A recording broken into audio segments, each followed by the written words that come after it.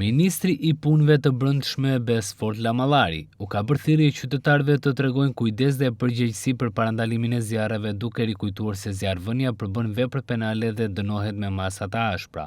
Përmes një deklarate, Lamallari theksoi se zjarret e shkaktuara nga dora e njeriut përbëjnë rrezik për jetën e qytetarëve, pronën, pyjet dhe pasuritë natyrore. Kujdes, zjarrvënia nuk është pakujdesi, por krim që ndëshkohet me burgim.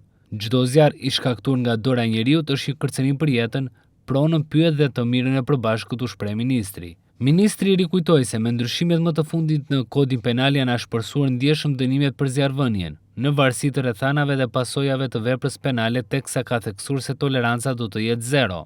Zjarrvënia e qëllimshme dënohet me burgim nga 5 deri në 8 vjet kur kryhet gjastinës së nxehtë, në kushte që favorizojnë përhapjen e zjarrit ose pranë zonave të banuara, nga 4 deri në 10 vjet kur prek zonat e mbrojtura, objekte të trashëgimisë kulturore, objekte kulti, monumente kulturore ose infrastrukturë kritike, ndërsa dënimi arrin nga 7 deri në 15 vjet burg, kur zjarrvënia kryhet me qëllim ndryshimin e kategorisë ose destinacionit të tokës.